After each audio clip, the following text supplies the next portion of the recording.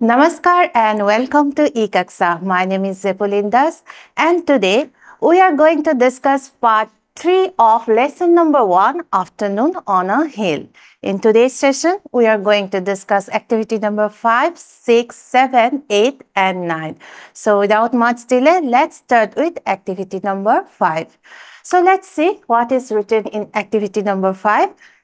Activity number 5 is basically a group work. It is a group activity. So, here it says, discuss with your friends what you have understood from the poem and share with your class. ইয়াত কোনটো poemৰ কথা কৈছে ইয়াত কৈছে যে discuss with your friends তোমালোকৰ ফ্ৰেণ্ডৰ লগত তোমালোকৰ ক্লাছমেটৰ লগত discuss আলোচনা কৰিব কৈছে what you have understood তোমালোকে কি বুজি পাইছা from the poem ইয়াত কোনটো poem yes of course afternoon on a hill এই কবিতাটো পঢ়ি কি বুজি পাইছা হেয়া ডিসকাস কৰিব কৈছে আৰু share with your class আৰু ক্লাছত তোমালোকে কি বুজিলা হেয়া share কৰিব কৈছে এতিয়া কবিতাটো মই তোমালোকক সুন্দৰকৈ বুজাই দিছো কিন্তু যেটা মই কবিতাটো তোমালোকক বুজাইছো কবিতাটো পঢ়ি মইনো কি বুজিলো হেই মতে তোমালোকক বুজাইছো Now, poems are the expression of poets' inner thought. কবিয়ে মনৰ ভিতৰত যি ভাবে হেয়া কবিতা আকাৰে প্ৰকাশ কৰে আৰু কবিতা এটা যেতিয়া আমি পঢ়ো প্ৰত্যেকজন ব্যক্তিয়ে তাক বেলেগ বেলেগ ধৰণে তাৰ অৰ্থ উলাই লয় এতিয়া মই যেনেকৈ কবিতাটো বুজিছো তোমালোকে হয়তো কবিতাটো বেলেগ ধৰণেও বুজিব পাৰা সেই কাৰণে কৈছে যে তোমালোকে কবিতাটো পঢ়ি কিনো বুজিলা তোমালোকৰ ক্লাছৰ ফ্ৰেণ্ডছৰ লগত ডিসকাস কৰিব কৈছে ওকে সো তোমালোকে ক্লাছত এই এক্টিভিটিটো কৰিবা নাও come to the next activity number 6 ইয়াত কি কৈছে write the rhyming words from the poem or the ones given below. এতিয়া তোমালোকক rhyming words লিখিব কৈছে কোন rhyming words ইয়াত তোমালোকে দেখিছা তিনটা বক্স দিয়া আছে আৰু তাৰ ওপৰত word দিয়া আছে এই word বিলাকৰ লগত মিলাই কবিতাটোৰ পৰা rhyming words বিচাৰি আনি খালি জাগা বিলাকত তোমালোকক লিখিব কৈছে Now, rhyming words, তোমালোকে rhyming words ইতিমধ্যে বহুত কৰিছা so I'm sure তোমালোকে rhyming words কি জানা তথাপিও এবাৰ মই কৈ দিছো rhyming words are those words that ends with similar sound মানে লাষ্টত শব্দবোৰৰ সাউণ্ডবোৰ প্ৰত্যেকটো ৱৰ্ডৰে একে শুনিবলৈ একে সাউণ্ডৰ হ'ব লাগিব so ইয়াতে প্ৰথম ওয়াৰ্ডটো আমি কি পাইছো ব্ৰাউন তো তাৰে লাষ্টৰ সাউণ্ডটো কি ন সাউণ্ড হয়নে এটা পয়েমটোতো আমি এনেকে ন সাউণ্ডেৰে শেষ হোৱা ওয়াৰ্ড বিচাৰিব লাগিব ইয়াত আৰু এটা কথা আছে অকল ন সাউণ্ড লাষ্টটো আমি চালেই নহব লাষ্ট যেটো সিলেবল থাকে তাত যেটো স্ট্রেস ভাৱেল সাউণ্ড থাকে সেই ভাৱেল সাউণ্ডটো similar হ'ব লাগিব যেনেকে ইয়াত এই ব্ৰাউন ওয়াৰ্ডটোৰ এটাই সিলেবল আছে আৰু তাৰে যেটো স্ট্ৰেস ভাৱেল সাউণ্ড কোনটো হয় ৱ হয় না নহয় সো আমি কোনবোৰ ওয়াৰ্ড এটা পয়েমটো পৰা বিচাৰিব লাগিব যত ৱ আৰু নৰে ওয়াৰ্ডটো শেষ হৈছে বুজি পালানে সো আহাচোন আমি পয়েমটো একবাৰ চাও আৰু চাও ব্ৰাউনৰ লগত মিল থকা কোনবোৰ ওয়াৰ্ড আছে সো তোমালোকে ইয়াত দেখা পাবা ব্ৰাউন টাউন আৰু কি down so brown town down এই কেইটা হল similar word that's why we have written town and down next skies sa laster ending sound to hol sa আৰু তাৰ আগৰ vowel sound to hol ki I skies eyes তাৰ মানে আমাৰ eyes endere আমি এতিয়া word বিচাৰিব লাগিব so আমি ইয়াতে word পাইছো eyes আৰু rise see eyes আৰু rise তোমালোকে note down কৰি লোৱা next আমাৰ কি আছে wordটো আছে কি run na sound আৰু a sound run so run wordটো মিল থকা হল কি yes of course it's sun and one okay so আমি ইয়াত লিখিলো sun আৰু one got it okay so এটো বহুত সহজ তোমালোকে কবিতাটো চাবা আৰু এনেকৈ তোমালোকৰ উত্তৰখিনি বহিত লিখি লবা so now come to activity number 7 ইয়াত কি কৈছে সোৱা activity number 7 to read the following phrases from the poem to পৰা এই phrase কেইটা পঢ়িব কৈছে এই phrase কেইটা আমি poem টোতে পাইছো phrase মানে a group of words ঠিক আছে so কি পাইছো cliffs and clouds what's the wind mark which must be mine ইটা তোমালোকে লক্ষ্য কৰিবা এই phrase কেইটা ইয়া তিনিটা phrase দিছে first phrase to চোৱা cliffs and clouds তাত তোমালোকে দেখিছা এয়া sea আৰু ইয়াটো start c ৰে হৈছে next to w ৰে হৈছে what's the wind আৰু next to m ৰে হৈছে ma sound ৰে হৈছে mark which must be mine এতিয়া এইটো এটা হল literary device কি literary device হেতু কয় alliteration so ইয়াত কি কৈছে here the poet has used a literary device called alliteration for special effect ইয়াত কবিয়ে কবিতাটোত এটা literary device use কৰিছে এটা literary device কি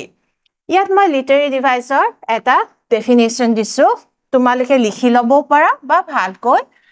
বুজি লব পাৰা literary device কি literary device are special tools that writers use to make their writing more interesting creative and powerful literary device hol এনেকুৱা এটা tool এনেকুৱা এটা আহিলা যিবোৰ ৰাইটাৰে ব্যৱহাৰ কৰে তেওঁলোকৰ ৰাইটিংছ বিলাক আৰু বেছি সুন্দৰ কৰিবৰ কাৰণে আৰু বেছি ইম্পেক্টফুল পাৱাৰফুল কৰিবৰ কাৰণে আৰু আমাক আকৰ্ষণীয় কৰি তুলিবৰ কাৰণে সো কবিতাত বিশেষকৈ আমি বিভিন্ন ধৰণৰ লিটাৰী ডিভাইস ইউজ কৰো নো ডাউট আমি প্ৰজতো বিভিন্ন লিটাৰী ডিভাইস ইউজ কৰো বিভিন্ন ধৰণৰ লিটাৰী ডিভাইস আছে আজি তোমালোকৰ লগত চিনাকি কৰিব খোজা লিটাৰী ডিভাইসটো হল কি alliteration এটা alliteration কি বস্তু অলপ আগতে যে তোমালোকে যিকেটা ফেজ দেখিলা যে তাৰে ওয়াৰ্ড বিলাকৰ আৰম্ভণি সাউন্ডটো সিমিলাৰ হয় সো জিবিলা সেন্টেন্সৰ আৰম্ভণি সেন্টেন্স বা ফ্ৰেজৰ আৰম্ভণি সাউন্ডটো সিমিলাৰ সাউন্ড হয় হেতুক কয় alliteration সো ইয়াত মই এটা alliterationৰ ডেফিনিশন দিছো alliteration is a literary device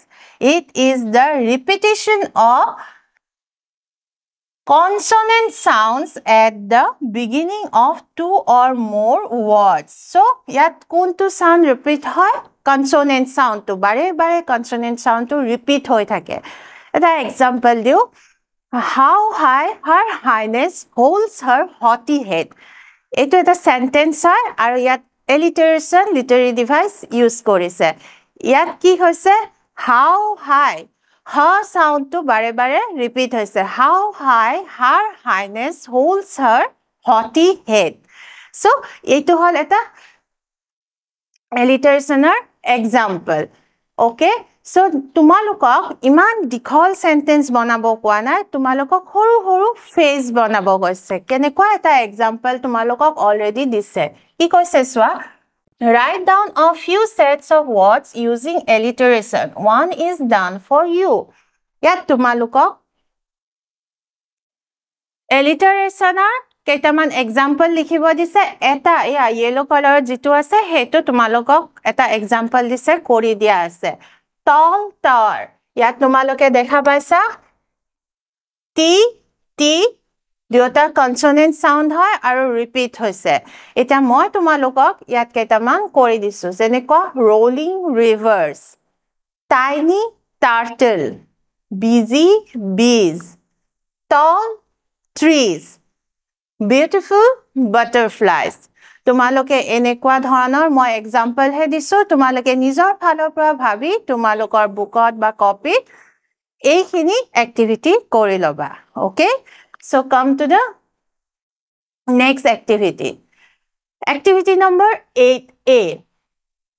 I will be the gladdest thing under the sun. These two lines from the poem say that nature gives happiness to the poet. Besides happiness, nature gives us a lot of other things. Write down a few such things. So, ki koise je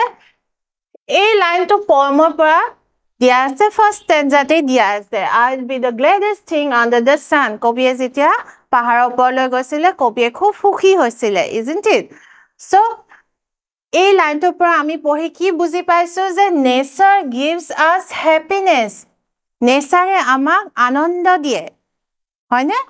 এটা beside happiness nature gives us আ lot of আদাৰ things অকল আনন্দই দিয়ে নে নেচাৰে আনন্দ দিয়াৰ বাহিৰেও আৰু বিভিন্ন বস্তু নেচাৰে আমাক দিয়ে এটা তোমালোকক কৈছে তোমালোকে হেনেকুৱা কিনো নেচাৰৰ পৰা আমি পাওঁ লিখিব কৈছে মই তাত এক্সাম্পল হিচাপে তিনিটা দিছো প্ৰথম কথা নেচাৰ গিভস আস ফুড অকল মানুহে নহয় জীৱ-জন্তুৱে আমি নেচাৰৰ পৰা কি পাওঁ খাদ্য সংগ্ৰহ কৰো হয়নে then again nature gives us shelter আমি আশ্ৰয় পাওঁ নেচাৰৰ আমি উৎকট গৰমত আমি গৈ গছৰ তলতে থিয় হওঁ কাৰণ গছে আমাক ছাঁ দিয়ে জীৱ-জন্তু বিভিন্ন জীৱ-জন্তু গছৰ তলত বা চৰাই-চিৰিকটি গছত বাহ সাজে নেক্সট অক্সিজেন আমি সবে জানো গছ নহলে আমি জীয়াই থাকিব নোৱাৰো কিহৰ কাৰণে জীয়াই থাকিব নোৱাৰো কাৰণ আমি জীয়াই থাকিবলৈ উশাহ নিশাহ লবলৈ যি অক্সিজেনৰ প্ৰয়োজন হয় হে অক্সিজেন আমাক গছে দিয়ে ইয়াৰ বাহিৰেও আৰু বিভিন্ন বস্তু গছে আমাক দিয়ে যেনেকৈ ফায়াৰউড আমি এটা সময়ত ভাত ৰান্ধিবলৈ খৰি ব্যৱহাৰ কৰিছিলো আজিকালি ইন্ধন হিচাপে আমি খৰি ব্যৱহাৰ নকৰো যদিও এটা সময়ত খৰি ব্যৱহাৰ কৰিছিলো আৰু হেয়া ফায়াৰউড বা খৰিও আমাক গছৰ পৰাই আমি পাইছিলো এনেকুৱা আৰু বিভিন্ন বস্তু আছে গছৰ পৰা আমি ঔষধ পাওঁ মেডিচিন পাওঁ গতিকে তোমালোকে নিজে আলোচনা কৰিবা তোমালোকৰ ফ্ৰেণ্ডছৰ মাজত আৰু গছৰ পৰানো আমি কি আৰু এনেকুৱা ধৰণৰ বস্তু পাওঁ তোমালোকে লিখি উলাব পাৰিবা okay come to the next activity look at the picture and write description about it you can use the ideas given in the box এতিয়া ইয়াত এখন পিকচাৰ দিয়া আছে আৰু পিকচাৰখনত কি দিয়া আছে কিছুমান ধুনিয়াকে পিকচাৰখন দিয়া আছে আৰু সেই পিকচাৰখন তোমালোক কি কৰিব কৈছে ডিসক্ৰাইব কৰিব কৈছে পিকচাৰখনৰ এটা ডেসক্ৰিপচন তোমালোকক লিখিব কৈছে you can use the ideas given in the boxত তোমালোকৰ কিছুমান আইডিয়াস কিছুমান ফ্ৰেজ দিয়া আছে কিছুমান ওয়াৰ্ড দিয়া আছে সেই ওয়াৰ্ড আৰু ফ্ৰেজ বিলাকৰ সহায় লৈ এই ছবিখনৰ এটা ডেসক্ৰিপচন তোমালোকক দিবলৈ কৈছে এতিয়া মই তোমালোকৰ কাৰণে এটা ডেসক্ৰিপচন লিখি উলিয়াইছো কিন্তু তোমালোকে সেই ডেসক্ৰিপচনটো চাই নিজে তোমালোকে লিখিব পাৰা নে নাই চেষ্টা কৰি চাবা এটা সোৱাচোন আমি ছবিখনত কি দেখা পাইছো এখন কিহৰ ছবি হয় এইখন এটা সুন্দৰ ৰাতিপুৱা ছবি হয় সূৰ্য উঠি আছে আকাশখন ৰঙীন হৈ আছে তাত অৰেঞ্জ ইয়েলো কালাৰ আছে আমি দেখা পাইছো ইয়াতে ধুনিয়া এখন নৈ বৈ গৈ আছে ট্ৰিজ আছে ফ্লাৱাৰ্স আছে গ্ৰাছ আছে চৰাই আছে ন there are birds so the scenery is of a beautiful sunrise yet sunrise what to dia ase bright sunny morning this is a picture of a bright sunny morning vibrant colors yet jibur color dekhisu khub color bur khub ujjal vibrant hoy na khub colorful beauty of nature so this picture is depicting the beauty of nature breathtaking view kotike ami enekwa eta মানে scenery প্রাকৃতিক পরিবেশত গলে আমি মন্ত্রমুগ্ধ হৈ যাও nature at it's best so আমি এই যে পরিবেশটো দেখা পাইছো ইয়াত কোনো ধৰণৰ পলিউশন নাই একো লেতেৰা নাই এটা সুন্দৰ পৰিবেশ so it is The picture is showing nature at its best. Birds chirping, ইয়াত আমি চৰাই দেখা পাইছো, চৰাইবোৰে মাতি আছে. Flowers in bloom, আমি ধুনীয়া ধুনীয়া কি দেখা পাইছো? ফুল দেখা পাইছো. এয়া চোৱা ফুল দেখা পাইছো, ফুলবোৰ ফুলি আছে.